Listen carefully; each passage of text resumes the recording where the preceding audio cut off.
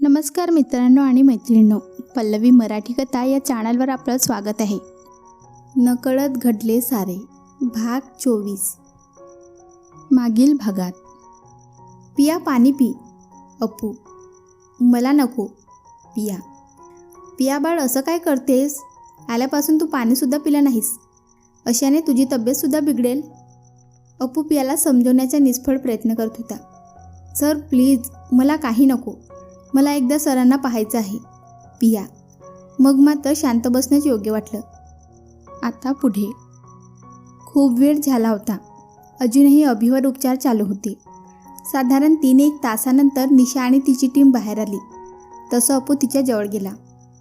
निशू, अभि कसा आहे? अपू निशाच्या जवळ जात म्हणाला. पियाही तिच्याजवळ जाऊन ती काय सांगते याची वाट पाहत होती.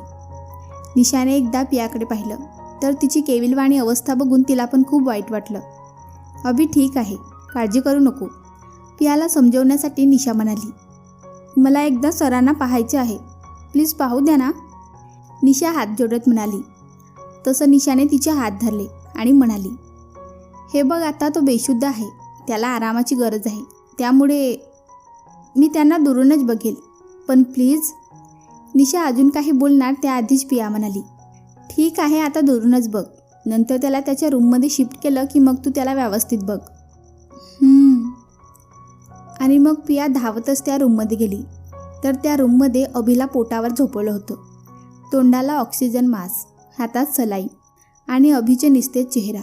त्याला त्या अवस्थेत बघून नकळतपणे एक अश्रू तिच्या गालावर ओघळलं आणि ती तशीच उभी राहून निश्चित पडलेल्या अभिकडे बघू लागली. इकडे तिला गेलेलं पाहून अपू आणि निशाने बोलायला सुरुवात केली. काय झालं निशू? अभि ठीक आहे ना? पाहिजे तसा नाही तो. निशा. म्हणजे? अपू. खरं तर अभिची अवस्था खूप वाईट आहे. गोळी खूप खोलवर लागली आहे आणि ब्लिडिंग खूप झालं आहे. त्यामुळे आत्ता त्याची काळजी घेणं खूप गरजेचं आहे. आपली एक चूक आपल्याला महागात पडू शकते. पण पियाची अवस्था बघून काही सांगायची हिंमत झाली नाही. निशा. बरं झालं काही बोलली नाहीस ते.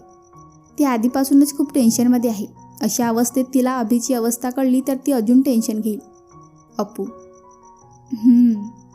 बरं चल, मी आता अभिला रूममध्ये शिफ्ट करते. तू जरा पियाकडे बघ. निशा. हो. अपू. आणि मग अपू पियाकडे गेला. पिया, काळजी करू नकोस. काही दिवस आराम करू दे. मग तो ठीक होणार आहे. त्यामुळे तू अजिबात काळजी करू नकोस. अपू पियाला समजावत होता. हो पिया, अपू बरोबर बोलतोय. तू काळजी करू नकोस. तुझी तब्येत बिघडली तर अभि आम्हा दोघांचा जीव घेईल. त्यामुळे आत्ता तू आराम कर आणि मग मी अभिला त्याच्या रूममध्ये शिफ्ट करते. निशा. आणि मग पिया बाजूला झाली. अपूने तिला हॉलमध्ये सोफ्यावर आणून बसवलं आणि पुन्हा तिच्या हातात पाणी दिलं. तिने पुन्हा त्या पाण्याकडे पाहिलं आणि नकारार्थी मान हलवली. आता मात्र अपूने तिच्यासमोर खरोखर डोक्याला हात मारून घेतला आणि मग तो पण तिच्या बाजूला शांतपणे बसला. कारण त्याला माहीत होतं पियाला समजवण्यात काही अर्थ नव्हता. काही वेळाने निशा, अपू आणि पिया जवळ आली. अभिला रूममध्ये शिफ्ट केलं आहे. तुम्ही त्याला बघू शकता, पण त्याला किंवा तुम्हाला त्रास न होऊ देता. निशा. आणि मग दोघेही अभिला बघायला त्याच्या रूममध्ये गेले. अभि अजूनही त्या अवस्थेत होता. त्याला बघून पियाच्या डोळ्यात तर पाणी होतं, पण आता तर अपू देखील अश्रूंना अडवू शकला नाही. त्याच्याही डोळ्यातून पाणी आलं. पण तसं त्या दोघींना न दाखवता तो पटकन बाहेर निघून गेला. निशासुद्धा त्याच्या मागे गेली. इकडे पिया हळूच अभिजवळ गेली. तो पोटावर झोपला असल्यामुळे त्याचा फक्त अर्धवट चेहरा दिसत होता. तिने प्रेमाने त्याच्या अर्धवट चेहऱ्यावरून हात फिरवला आणि मग खाली जमिनीवर बसून त्याचा हात हातात घेतला. त्याचा हात स्वतःच्या कपाळाला लावला. मग हळूच त्याच्या हातावर आपले ओठ टेकवले आणि मग त्याच्या हातात हात घेऊन तशीच बसून राहिली. सध्या सगळं जग तिच्यासाठी थांबलं होतं. थांबले नव्हते ते फक्त अभिच्या काळजीने येणारे अश्रू. इकडे अपू आणि निशा बाहेर आले. अपू निशाकडे पाठ करून उभा होता. अपू, अरे असं काय करतोस? तूच जर असा हिंमत हरलास तर माझं आणि पियाचं काय? शिवाय अभिला कळलं तर तुझं काय? तसं अपू पटकन वळला आणि त्याने निशाला मिठी मारली आणि हुंदके देऊन रडू लागला आणि रडता रडता म्हणत होता, काय हे होऊन बसलं ग? मी अभिला असं नाही पाहू शकत. माझा अभि मला पुन्हा पहिल्यासारखा हवा आणि त्याला काही झालं ना तर मी कोणाला जिवंत सोडणार नाही. अपू, असं काही होणार नाही. सगळं छान होणार आहे. अभि लवकरच ठीक होणार आहे. आता जास्त विचार करू नकोस. चल, खूप उशीर झाला आहे. काही खाऊन घेऊ आणि पियाला पण काही खायला सांगू. निशा, ती आता काही खाणार नाही जोपर्यंत अभि डोळे उघडत नाहीत तोपर्यंत. आणि खरं सांगायचं तोपर्यंत मला देखील काही जाणार नाही. अपू, ठीक आहे, पण आज जाऊन आराम तर कर. निशा, पण पिया कुठे आहे? अपू, ती अभिजवळ आहे आणि राहू दे त्या दोघांना. कदाचित आता तरी मनातल्या भावना बोलून दाखवायची हिंमत निर्माण होईल. निशा, अपू. आणि मग दोघे आत निघून आले. इकडे पिया अभिचा हात हातात घेऊन बसली होती आणि तिथे बसल्या बसल्याच तिच्या डोळा लागला. रात्रभर सगळेच टेन्शनमध्ये होते. अपू, निशा आणि पिया तिघांपैकी कोणाच्याही चित्त थाऱ्यावर नव्हतं. भूक तहान तर दूरचीच गोष्ट. पिया अभिच्या रूममध्ये तर निशा आणि अपू बाहेर सोफ्यावर झोपले होते. सकाळचे कोवळे ऊन जेव्हा त्याच्या चेहऱ्यावर पडले तशी हळूहळू त्याला शुद्ध येऊ लागली आणि तितक्यात त्याला त्याच्या हातात काहीतरी जाणवलं. त्याने पाहिलं तर पिया त्याचा हात हातात घेऊन बेडला डोकं टेकून तशीच झोपली होती. तो तसाच पडून तिच्याकडे बघत होता. एक क्षण त्याची नजर तिच्यावर खिळली आणि दुसऱ्या क्षणाला तो भानावर आला, कारण त्याचा फोन व्हायब्रेट होत होता. पाहिलं तर इन्स्पेक्टरचा कॉल होता. कॉल घेण्यासाठी त्याने पटकन उठण्याचा प्रयत्न केला आणि पुन्हा एकदा त्याच्या पाठीमध्ये कड आली. तसं त्याने पटकन तोंडावर हात ठेवून कड दाबण्याचा प्रयत्न केला आणि काही क्षण तो तसाच पडून राहिला. काही क्षणानंतर त्याने हळूच पियाच्या हातातून हात काढून घेतला आणि हळूच उठून त्याने मोबाईल घेतला. तो अजून व्हायब्रेट होत होता. फोन घेऊन तो हळूच बेडवरून उठून बाजूला गेला आणि मग फोन कानाला लावला. काही वेळ त्याचा इन्स्पेक्टरसोबत बोलणं झालं आणि मग त्याने फोन ठेवला. त्यानंतर तो रागातच कपाटाजवळ गेला आणि कपाट उघडले. आतून एक गन काढली आणि ती पॅन्टच्या मागच्या बाजूला खोचली आणि एक शर्ट काढून घातला आणि सरळ रूमच्या बाहेर निघाला. बाहेर 2 पावलं टाकले असतील तर पुन्हा आत गेला आणि बेडवर पडलेलं ब्लँकेट हळूच उचलून पियाच्या अंगावर घातलं आणि तडक बाहेर गेला. त्याही अवस्थेत त्याच्या चेहऱ्यावर फक्त राग दिसत होता. वेदनांचा लवलेशही नव्हता. धपाधप पायऱ्या उतरत तो खाली येत होता. त्या आवाजाने निशा आणि अपूची झोप मोडली आणि त्याने हळूच डोळे उघडून पाहिलं तर अभि येत होता. तसं तो पटकन उठला आणि अभिच्या समोर जाऊन उभा राहिला. अभ्या, कुठे चालला? अपूने त्याच्या दोन्ही दंडांना धरून रागाने विचारलं. मला जायचे आहे. काही हिशोब आहेत ते चुकते करायचे आहेत. अभि, अशा अवस्थेत मी तुला जायला परमिशन नाही देऊ शकत. मी एक डॉक्टर आहे आणि सध्या तू माझ्या पेशंट आहेस.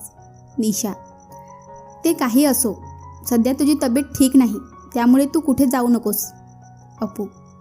अपू, यावेळी मला कोणीही अडवू शकणार नाही, अगदी तूही नाही. मला जायचे आहे आणि काही झालं तरी मी जाणार. मी कोणाच्या काहीच ऐकणार नाही. अभि खूप रागातच त्याच्याशी बोलत होता. ठीक आहे, तुला ऐकायचं नाही ना? तुला कुठे जायचं आहे तिथे जा, पण तू एकटा जाणार नाहीस. मीही तुझ्यासोबत येणार, तर तू या घराच्या बाहेर जाऊ शकशील. अपू अभिला धमकावत म्हणाला. एकीकडे अपूने निशाला डोळ्याने शांत राहायला सांगितलं. अभिने एक वेळ त्याच्याकडे पाहिलं आणि तो समजून गेला. अपूशिवाय तो बाहेर जाऊ शकत नाही. शेवटी काय, तो अपूला लहानपणापासून ओळखत होता. त्याच्या इतकाच तो देखील हट्टी होता. ठीक आहे, चल, अभि कंटाळून म्हणाला. मग अपूने अभिला आधार देत बाहेर आणलं आणि गाडीत बसवलं. अभिला खूप त्रास होत होता. त्याला धड बसता देखील येत नव्हतं आणि त्याची अवस्था अपूला कळत होती, पण अभिच्या हट्टामुळे त्याला काही सांगू शकत नव्हता. अभि त्याही अवस्थेत ड्रायव्हरला सांगत होता कुठे जायचं ते. अपू त्याला समजावत होता, पण ऐकेल तो अभि कसला. काही वेळाने गाडी एका मोठ्या बंगल्यासमोर येऊन थांबली. अपूने बाहेर पाहिलं तर बंगल्यावर रिया मेन्शन असं लिहिलं होतं. अभि या अवस्थेत तिथे का आला हे त्याला देखील कळत नव्हतं. अपू बंगल्याकडे बघून विचार करत होता, पण अभि मात्र केव्हाच गाडीतून उतरून बंगल्याच्या दिशेला चालत गेला होता. अपू देखील त्याच्या मागे आला. अभिने बंगल्याच्या आत पाऊल ठेवलं आणि पाय ठेवताच त्याने रियाच्या नावाने शंख फुंकायला सुरुवात केली. रिया, बाहेर ये. अभिचा धारदार आवाज ऐकून मिस्टर इनामदार, रिया आणि घरातले सगळे नौकर पटपट बाहेर आले. सगळे अभिसमोर उभे होते. अभि बाळा, तू इथे? मिस्टर इनामदार. मी इथे का आहे मला नाही तर तुमच्या मुलीला विचारा. अभि दातोड खात म्हणाला. रिया बेटा, अभि काय म्हणतोय? काय चाललं इथे? मला कोणी काही सांगेल का? मिस्टर इनामदार वैतागत म्हणाले. तेवढ्यात अभिने एक हात मागे केला आणि गोळी लागलेल्या जागेवर ठेवला आणि तिथेच ढोपरावर बसला. वेदना स्पष्ट त्याच्या चेहऱ्यावर दिसत होती. त्याला असं बघून अपू पटकन त्याच्या जवळ आला. अभय यार, तुला त्रास होत आहे. आपण नंतर बघू हे सगळं. ते काही नाही. जे काही व्हायचं ते आज आणि आत्ताच. वेदना दाबत अभि म्हणाला. अभि, काय झालं तुला? त्याला कळवळताना बघून रिया त्याच्या जवळ येत म्हणाली. तू तिथेच थांब. तिला जवळ येताना बघून अभि म्हणाला. तुझ्यामुळे झालं आहे हे सगळं. तुला काय वाटलं? पियाला माझ्यापासून दूर केलं तर तुला माझ्या आयुष्यात पियाची जागा मिळेल? नाही, अजिबात नाही. माझ्या आयुष्यात माझ्या पियाची जागा कोणीच घेऊ शकणार नाही. आणि तरीही तू इतक्या खालच्या थराला गेलीस. एक स्त्री असून सुद्धा तू इतकी वाईट वागशील असं वाटलं नव्हतं मला. अभि चिडून रागाने म्हणत होता. तुला काय म्हणायचं अभि? मी काही केलं नाही आणि मी पियासोबत काही केलं नाही. रिया, तू पियाला किडनॅप करायला माणसं नाही पाठवली? तिला हाल करून मारण्याचा प्लॅन नाही केला? तुला काय वाटलं प्लॅन फक्त तुलाच करता येतात? तुझा मोहरा माझ्या हाती लागला आहे आणि त्यानेच तुझं नाव सांगितलं आहे. मी असं नाही सोडणार त्याला आणि तुलाही नाही. अभि, काय करणार आहेस? मारणार आहेस? मग मार ना. पण मी त्या पियाचा जीव घेतल्याशिवाय राहणार नाही. खूप वाईट मरण देईन मी तिला, कारण ती आपल्या दोघांमध्ये आली आहे. मग तिला मराव तर लागेलच. रिया शिरा ताणत म्हणाली. तिच्या प्रत्येक वाक्यावर अभिच्या मुठ्या आवडत होत्या आणि तिच्या शेवटच्या वाक्यावर तर अभि उठून तिच्या जवळ गेला आणि कोणाला काही कळायच्या आधीच त्याने तिची मान पकडली. आतापर्यंत स्त्रीजात म्हणून गप्प होतो, पण आत्ता नाही. तुला जर प्रत्येक वेळेला माफ केलं तर तू पुन्हा पुन्हा तीच चूक करशील. रिया त्याच्या हातून आपली मान सोडवण्याचा प्रयत्न करत होती. मिस्टर इनामदार त्याला समजावत होते. घरातले नोकर चाकरसुद्धा अभिच्या हातून रियाची मान सोडवण्याचा प्रयत्न करत होते. पण अभि जखमी अवस्थेतसुद्धा हलत नव्हता. अपू त्याला मान सोडवण्यासाठी सांगत होता, पण अभि कुणाच्याच ऐकत नव्हता. आज तुझ्या शेवट माझ्याच हातून होणार अभि. आणि अभिची पकड अजूनच घट्ट होत होती. आता रियाला श्वास घेणंही जमत नव्हतं. तिचे डोळे पांढरे पडले होते. इतक्यात मिस्टर इनामदार यांनी त्याचे पाय धरले. अभि बेटा, माफ कर. तिची चूक झाली. ती पुन्हा असं नाही करणार. मी तिला घेऊन इथून कुठेतरी दूर निघून जाईन. पण प्लीज माझ्या मुलीला सोड. मी तुझ्यासमोर हात जोडतो. अभिने एक वेळ त्यांच्याकडे पाहिलं आणि त्याला त्यांची दया आली. काही असेल तरी रिया त्यांची एकुलती एक मुलगी होती आणि त्यांचे तिच्यावर जीवापाड प्रेम होतं. मग मात्र अभिची पकड सैल पडली आणि त्या क्षणी त्याच्या डोळ्यासमोर अंधार पसरला आणि तो पडणार इतक्यात अपूने त्याला सावरलं आणि त्याला धरून गाडीत आणून बसवलं आणि गाडी पुन्हा एकदा घराच्या दिशेने निघाली. इकडे पियाला खूप उशिराने जाग आली आणि तिने डोळे किलकिले करून पाहिलं तर अभि बेडवर नव्हता. तशी तिची झोपच उडाली. ती पटकन उभी राहिली आणि पूर्ण रूममध्ये तिने नजर फिरवली तर अभि कुठेच नव्हता. तशी ती अजूनच कावरीबावरी झाली. कदाचित तो बाथरूममध्ये असेल असा विचार करून तिने बाथरूमसुद्धा चेक केलं तर तो तिथे देखील नव्हता. मग ती तशीच धावत बाहेर आली तर हॉलमध्ये निशा डोक्याला हात लावून बसली होती. निशा मॅम. पियाचा आवाज ऐकून निशा तिच्या समोर आली. पिया, काय झालं? तू अशी घाबरली का आहेस? मॅम, सर रूममध्ये नाही आहेत. पिया रडवेल्या अवस्थेत म्हणाली. हो, मला माहीत आहे. तू काळजी करू नकोस. तो एकटा नाही, अपू आहे त्याच्यासोबत. निशा पियाला समजावत म्हणाली. पण मग अशा अवस्थेत त्यांना तुम्ही का जाऊ दिलं? ते काही नाही, मी जाणार त्यांना शोधायला. त्यांची तब्येत ठीक नाही. आणि 2 पावले पुढे गेली आणि ती थांबली कारण तिच्या डोळ्यासमोर आता अंधार येत होता. तसं पिया पटकन पुढे गेली. पिया, काय झालं? तू थांब इथे. एकतर कालपासून साधं पाणी पण पिलं नाही आहेस तू आणि आता अभिला शोधायला निघाली आहेस. निशा, मी ठीक आहे, मला जायचे आहे. आणि ती पुन्हा उभी राहिली आणि निघाली. निशा तिला समजावत होती. इतक्यात ती पुन्हा थांबली कारण समोरून अभि आणि अपू येत होते. अपू अभिला आधार देत आत घेऊन येत होता. पिया आणि अभिने एकमेकांना पाहिलं आणि क्षणासाठी दोघेही स्वतःला होणारा त्रास विसरले आणि जवळजवळ धावत जाऊनच एकमेकांना एकमेकांच्या मिठीत कैद केलं. काही वेळ दोघेही एकमेकांच्या मिठीत विसावले होते. पिया तर हुंदके देऊन रडत होती. सर, कुठे गेले होते तुम्ही? आणि अशा प्रकारे आम्हाला त्रास देऊन काय मिळतं? सांगा ना, सांगा. पिया, आता मी जे वागलो, मला माहीत आहे मी चुकीचं वागलो. त्यासाठी मी तुमची मनापासून माफी मागतो. मला तुम्ही माफ करा. अभि तिघांकडे बघत बोलत होता. कशासाठी तुम्हाला माफ करायचं? आज आता जे तुम्ही वागला त्यासाठी माफ करायचं, की तुम्ही मला दिलेलं प्रॉमिस तोडलं त्यासाठी तुम्हाला माफ करायचं? बोला ना, बोला. आणि पिया त्याच्याकडे पाठ करून उभी राहिली. हे बघ पिऊ. त्याच्या या वाक्यावर अपू आणि निशाने एकमेकांकडे पाहिलं. घरातले सगळे नोकर, पारू मावशी सगळ्यांनीच कान टवकारले. तसं अभिने सगळीकडे नजर फिरवली आणि मग अपू आणि निशाकडे पाहून म्हणाला, मला तुम्हा तिघांशी बोलायचं आहे. चला माझ्या रूममध्ये. तशी ते दोघं गप्प त्याच्या रूमच्या दिशेला निघाले. पिया, तूही चल. आणि मग त्याने पुन्हा एकदा वळून पारू मावशीकडे पाहिलं आणि म्हणाला, मावशी काहीतरी छान बनवा ना सगळ्यांसाठी. खूप भूक लागली आहे. हो, तुम्ही आराम करा, मी आणते सगळ्यांसाठी. पारू मावशी. मग अभि रूमच्या दिशेला निघाला. तेवढ्यात पुन्हा तो थांबला. हळूच त्याच्या तोंडून वेदनारूपी आह आली. तशी मगापासून रुसून बसलेली पिया पटकन पुढे गेली आणि त्याला सावरू लागली. सर, काय झालं? खूप दुखतंय का? म्हणून मी सांगते काळजी घ्या. पण तुम्ही माझं ऐकायचं नाही असं ठरवून टाकलं आहे का? पिया काळजी करत म्हणाली. मी ठीक आहे, तू माझी काळजी करू नकोस. आणि प्लीज माझ्यासोबत चल. मला खूप महत्त्वाचं बोलायचं आहे. अभि. आणि मग अभि पियाला घेऊन बेडरूममध्ये आला.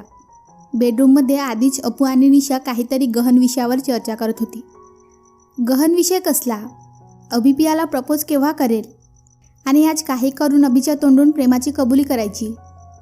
बघूया दोघांना तरी हे जमतंय का? अभि पियाच्या आधाराने आत आला. तसे अपू आणि निशा पटकन तिच्या मदतीला आले. त्यांनी तिघांनी मिळून अभिला हळूच बेडवर बसवलं. पियाने पटकन त्याच्या पाठीमागे उशी ठेवली आणि मग अभि व्यवस्थित बसला आणि मग बाकी तिघेही त्याच्या समोर बसले. बरं बोल, तुला काय बोलायचे आहे आमच्याशी? अपू. मला खूप महत्त्वाचं बोलायचं आहे. ते म्हणजे पुढील महिन्यात आपल्या कंपनीला 3 वर्ष पूर्ण होत आहेत आणि त्याची जंगी तयारी करायची आहे मला. त्याच्या या वाक्यावर तिघांनी एकमेकांकडे पाहिलं आणि मग पियाने एकदा अभिकडे मारक्या म्हशीसारखं पाहिलं आणि दुसऱ्या क्षणी ती पटकन उठली आणि जायला निघाली. तशी निशा पटकन म्हणाली, पिया कुठे निघालीस? ऑफिसला. खूप काम करायचं आहे ना? खूप तयारी करायची आहे. पिया अभिकडे बघत रागाने म्हणाली. तसं अभि पटकन उठला. पिऊ, सॉरी, पण प्लीज समजून घे. काय समजून घेऊ सर? तुम्ही असे का वागलात ते समजून घेऊ? इथे आत आणला आम्हाला, म्हणालात की महत्त्वाचं बोलायचं आहे. हे महत्त्वाचं बोलायचं होतं तुम्हाला? माहीत आहे हे महत्त्वाचं आहे, पण यावेळी तुमच्या तब्येतीची काळजी घेणं जास्त महत्त्वाचं आहे ना? पिया चिडून बोलत होती. अभे यार, मलासुद्धा पियाचं म्हणणं पटते. अपू पियाला दुजोरा देत म्हणाला. हो, आणि प्रॉमिस काय? पियाला कसलं प्रॉमिस दिलं होतं तू? निशाने मघासचा विषय पुन्हा उखरून काढला. हो, बोला ना. पिया. हेच की मी तुम्हा तिघांचा विचार न करता कोणतेही पाऊल उचलणार नाही. अभि मान खाली घालून म्हणाला.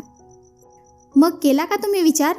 काल जे काही केलं तुम्ही, त्याआधी तुम्हाला एकदाही आमचा विचार करावासा वाटला नाही? पिया तावातावाने बोलत होती. काल नाही केला मी विचार, कारण मला तेवढा वेळच मिळाला नाही. मी तिथे विचार करत बसलो असतो ना, तर या मॅडमने तर स्वतःच्या बळी द्यायची तयारीच केली होती. अभि. काय? निशा. म्हणजे काय म्हणायचं आहे तुला? अपू. अभिने झाला प्रकार अपू आणि निशाला सांगितला. पिया, काय हे? तुलाही एकदाही आमचा विचार करावासा वाटला नाही? नाही निशा मॅम, असं काही नाही. पण त्यावेळी त्या वाईट माणसाच्या हाती लागून उद्ध्वस्त होण्यापेक्षा जीव देणं जास्त योग्य वाटलं. पिया. अजूनही बोलताना तिच्या डोळ्यात अश्रू उभे होते. तसं निशा तिच्या जवळ आली आणि तिला मिठी मारली. तसं तिने देखील निशाच्या मिठी शिरून स्वतःच्या अश्रूंना वाट मोकळी करून दिली. बस बस. अपू पियाच्या डोक्यावरून हात फिरवून तिला समजावत होता. काही वेळाने पिया शांत झाली. मी काय वाईट केलं त्या विकीचं? का तो मला एकटीला सोडत नाही? का पुन्हा माझ्या आयुष्यात आला? मला त्रास देत आहे. रडून रडून ती तिच्या भावना व्यक्त करत होती. श्श्श, तू शांत हो. अभि स्वतःला सावरत तिच्या जवळ आला आणि म्हणाला, जे झालं ते झालं. आता तू या गोष्टीचा जास्त विचार करू नकोस. आणि तू एकटी नाहीस, आम्ही आहोत तुझ्यासोबत, समजलं? आणि राहिला प्रश्न त्या विकीचा, यापुढे तो तुला कधीच त्रास देणार नाही. अभि, पण अभिला काय माहीत, यापुढे तर पियाला जास्त त्रास होणार आहे, तोही त्याच्यामुळे. अभिच्या बोलण्यावर पियाने चमकून त्याच्याकडे पाहिलं. सर, तुम्हाला काय म्हणायचं आहे नक्की? म्हणजे पिया अजून काही बोलणार त्याआधीच दरवाजावर टकटकचा आवाज झाला. निशाने जाऊन दरवाजा उघडला. पारू मावशी सगळ्यांसाठी नाश्ता घेऊन आल्या होत्या. मग सगळ्यांनी हसत खेळत नाश्ता केला. बरं, मग मी निघू? पिया सगळं आवरल्यावर म्हणाली. पिया, इतक्यात का निघालीस? अभि, हो बरोबर आहे, नाही म्हणजे कालपासून तुझीही धावपळ झाली आहे ना, तर थोडा वेळ आराम कर. अप्पू, नाही सर, मी ठीक आहे आता, आणि खूप काम करायचं आहे. पिया, हो काम तर आहे, पण याचा अर्थ असा नाही की तू एकटीच सगळं करणार आहेस, आम्ही पण आहोत. अभि, अजिबात नाही. तुम्ही आता पूर्णपणे बरे होत नाही तोपर्यंत तुम्ही ऑफिसमध्ये पाऊलसुद्धा ठेवणार नाहीत, समजलं? पिया अभिला खडसावत म्हणाली. समजलं. निशा आणि अपू दोघे एकत्र म्हणाले. त्याच्यावर पियाने लाजून सगळ्याकडे बघितलं. नाही पण पिया बरोबर बोलते, तू काही टेन्शन घेऊ नकोस, आम्ही सगळं बघू. अपू सिरियस होत म्हणाला. हो, आणि तू नाही ऐकलास ना तर आम्ही सगळे तुला सोडून जाऊ. निशा पटकन म्हणाली. ए यार, प्लीज असं म्हणू नका, मी सगळं तुमचे ऐकेन, पण मला सोडून जाण्याची भाषा पुन्हा करू नका. अभि इमोशनल होत म्हणाला. तसे सगळे शांत झाले. उद्या तू आम्हाला हाकलून दिलेस ना तरी आम्ही जाणार नाही. अपू वातावरण हलकं करण्यासाठी म्हणाला.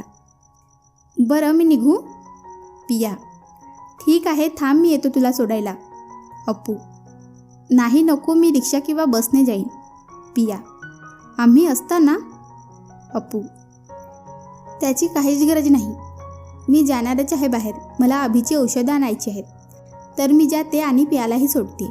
निशा, ठीक आहे, अभि आणि अपू म्हणाले. आणि मग निघताना पियाने वळून एकदा अभिकडे पाहिलं. अभिने तिला नजरेनेच मी ठीक आहे, काळजी करू नकोस असं सांगितलं. आणि मग दोघी खाली आल्या.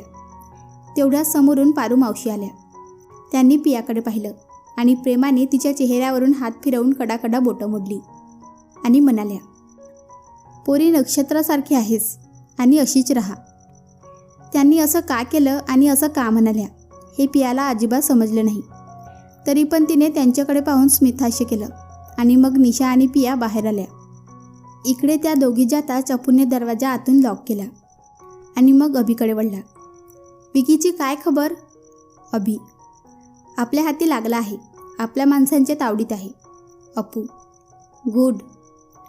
आपल्या माणसांना म्हणा मी येईपर्यंत टॉर्चर करत राहा, इतके हाल करा की त्याने मरणाची भीक मागितली पाहिजे, पण त्याला मरणही मिळता कामा नये, त्याला मीच मारणार. अभि दातोड खात म्हणाला. असंच होईल.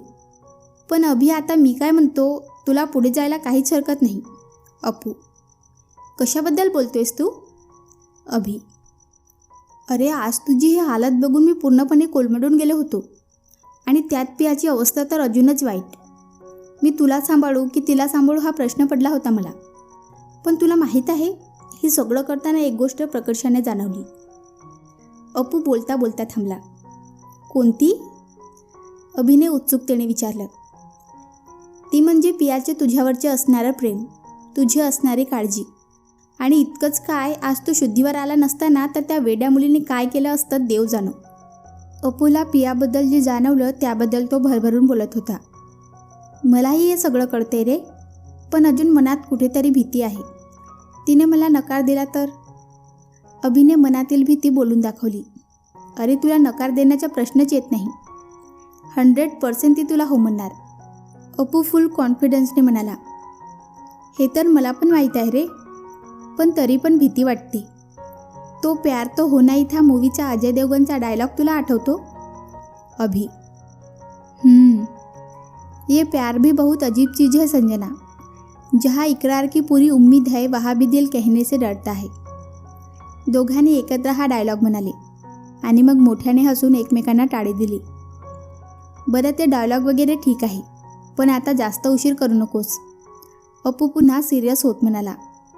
हो, मी पण आता मनावर घेतलं आहे. एकदा आपल्या कंपनीचं फंक्शन झालं की मी पियाला प्रपोज करणार आहे. अभि, ये हुई ना बात. अपू आनंदाने उडी मारत म्हणाला. पण या सगळ्यासाठी मला तुझ्या मदतीची गरज आहे. अभि, अरे म्हणजे काय, ती तर करणारच. बरं, तू आराम कर आणि कामाची काळजी करू नकोस, मी आहे. चल, मी निघतो. निशा येईल थोड्या वेळाने. काळजी घे. बाय अपू. बाय अभि. आणि मग अपू त्याच्या कामासाठी निघून गेला. अभि पुन्हा बेडवर आडवा झाला आणि काही क्षणातच त्याला शांत झोप लागली. इकडे पिया देखील घरी आली. फ्रेश होऊन तिने देखील आराम करायचं ठरवलं, कारण कालचा थकवा, मनस्ताप आणि टेन्शन या सगळ्यांनी ती देखील खूप थकून गेली होती. तिला देखील विश्रांतीची गरज होती. आता महिना होत आला होता. अभि अजून घरीच होता आणि आता त्याला घरी बसण्याचा खूप कंटाळा आला होता. पण काय करणार. अपू, निशा आणि पारुमावशींनी त्याला नजरकैदेत ठेवले होते. त्याने जरा बाहेर जाण्याची हालचाल केली की आम्ही पियाला सांगू, अशी गोडधमकी दिली जायची. आणि मग काय, पियाचं नाव घेतलं की अभि लहान बाळासारखा शांत बसायचा. तशी 1-2 वेळा काही कामानिमित्त अभिच्या घरी आली होती, पण तिथे जास्त वेळ न थांबता तिने आपली कामे केली. पण जेव्हा जेव्हा पिया अभिच्या घरी आली तेव्हा तिला नेहमी एकच प्रश्न पडायचा, तो म्हणजे अभिच्या घराच्या आसपास एवढे बॉडीगार्ड का, आणि तेही मोठमोठ्या गन घेऊन, आणि तेही अगदी घराच्या अर्धा किलोमीटर अंतरावर सुद्धा. प्रत्येक गाडी चेक करून आत सोडली जात असे. असे का? तिला लवकरच या सगळ्या गोष्टींचा अर्थ कळणारच होता, पण तोपर्यंत तिला धीर धरावा लागला होता. इकडे अभिच्या गैरहजेरीत पियाने जातीने सगळ्या गोष्टीकडे लक्ष दिलं होतं. अगदी निवारा अनाथाश्रम असो किंवा मेन ऑफिस, सगळीकडे ती लक्ष देत होती. आणि त्यातच ती फंक्शनची तयारीही करत होती. अर्थात त्यात अपू आणि निशा तर होतेच मदतीला, पण आपापलं काम सांभाळून. पण तरीही तिची खूप धावपळ होत होती. खूप दमायला होत होतं तिला. आणि हे सगळं अभि बघत होता. घरात बसूनसुद्धा त्याचं पूर्ण लक्ष पियावर असायचं. तिला काय हवं नको या गोष्टीकडे तो जातीने लक्ष देत असे. पण तरीही तिची होणारी दगदग त्याला सहन होत नव्हती. कधीतरी ती घरी येऊन न जेवता झोपायची आणि ही गोष्ट अभिला खूप त्रास द्यायची. शेवटी त्याने ठरवलं आता पुन्हा ऑफिस जॉईन करायचं. आणि मग त्याने सगळ्या पहरेदारांची परमिशन घेतली आणि ऑफिस जॉईन केलं. इकडे पिया लवकरच ऑफिसला आली. आजकाल ती जरा लवकरच ऑफिसला यायची. त्याला कारणही तसंच होतं. अभि नसताना सगळ्या गोष्टी तिलाच बघायच्या होत्या, आणि त्यात फंक्शनची तयारी. अगदी सगळ्याच गोष्टी तिने अभिशी चर्चा करून ठरवल्या होत्या. म्हणजे त्या दिवशी सकाळी पूजा, दुपारी ऑफिसमध्ये लंच, गेम्स आणि संध्याकाळी जंगी पार्टी, ऑफिस स्टॉपसाठी गिफ्ट, सगळंच ठरलं होतं. आणि त्याची सगळी तयारी. पिया लवकर येऊन काम करत होती. आश्रमाचे जागे काम चालू होतं तिचं. आश्रमाचे कामही लवकरच पूर्ण होणार होतं आणि मग तिथेच ते काम पाहता पाहता तिची तयारी सुरू होती. पिया तिच्या कामात व्यस्त होती. इतक्यात बूम असा एक मोठा आवाज तिच्या कानावर आला आणि ती दचकली. आणि एक किंचाळी तिच्या तोंडून बाहेर पडली आणि तिने वळून पाहिलं तर अभि सर, तुम्ही ना, का मला घाबरवत आहात? पिया लटक्या रागाने म्हणाली. सॉरी. अभि कान पकडून हसत म्हणाला. तसं पिया देखील हसली आणि म्हणाली, बरं ते राहू द्या, आधी मला सांगा तुम्ही इथे काय करताय? काय करताय म्हणजे? मी कामासाठी आलो आहे. अभि आपल्या चेअरवर बसत म्हणाला. कसलं काम? इथे सगळी कामे व्यवस्थित चालू आहेत तुमच्याशिवाय. आणि आता जर तुम्हाला काही काम असेल तर ते म्हणजे तुम्हाला आराम करायचा आहे. नाही हा पिया, मी आता अजिबात आराम करणार नाही. तसंही गेला महिनाभर तुझ्या नावावर या लोकांनी मला आराम करायला लावला आहे आणि आत्ता मी अजून आराम करणार नाही. अभि द्वेषाने बोलून गेला. म्हणजे? पियाने न समजून विचारलं. काही नाही, मी आता ठीक आहे आणि मला निशाने परमिशन दिली आहे. अभि, नक्की? खरं सांगताय? पियाने अभिकडे संशयानं पाहिलं आणि विचारलं. मग अभिने तिच्यासमोर आपला मोबाईल धरला आणि तिच्याकडे स्मितहास्य करत म्हणाला, धर, विश्वास नसेल तर निशाला कॉल करून विचार. तसं तिने शांतपणे एकदा मोबाईलकडे आणि एकदा अभिकडे पाहिलं आणि म्हणाली, ठेवा तो मोबाईल, तेवढा विश्वास आहे तुमच्यावर. आणि मग दोघेही खडखडून हसले. पियाने अभिच्या नकळत डोळ्यात आलेलं पाणी पुसलं आणि इकडे अभिनेही पियाच्या नकळत आपले डोळे पुसले. आज इतक्या दिवसानंतर दोघेही भेटले होते. किती बोलू आणि किती नको असं झालं होतं त्यांना. ते त्यांच्या एकमेकांसोबतच्या वेळ मनमुराद जगत होते. त्यातच ते आता फंक्शनची तयारी करत होते. अभिला आता ऑफिस जॉईन करून खूप दिवस झाले होते. फंक्शनची तयारीही झाली होती. पण या सगळ्यात अभिची एक वेगळी तयारी सुरू होती. ती म्हणजे पियाला प्रपोज करायची. एकदा फंक्शन झालं की दुसऱ्या दिवशी अभि पियाला प्रपोज करणार होता. आणि ही गोष्ट अभिव्यतिरिक्त फक्त अपू आणि निशाला माहीत होती. आणि त्याचबरोबर अशी काही माणसं होती ज्यांना अभिचं जगणं मान्य नव्हतं. त्यांचीसुद्धा तयारी सुरू होती अभिला संपवण्याची. आणि याआधी देखील अभिला मारण्याचा प्रयत्न केला होता. पण प्रत्येक वेळी अभि वाचला होता. पण आता मात्र त्या माणसाने रियाला हाताशी घेऊन अभिला मारण्याचा कट रचला होता. बघू आता त्यांना किती यश मिळणार होतं. तर मित्रांनो आणि मैत्रिणींनो, तुम्हाला आजचा भाग कसा वाटला कमेंट करून सांगा. व्हिडिओला लाईक करा आणि चॅनलला सबस्क्राईब करून बाजूची घंटी ऑलवर सेट करायला विसरू नका. भेटूया पुढच्या भागात. धन्यवाद.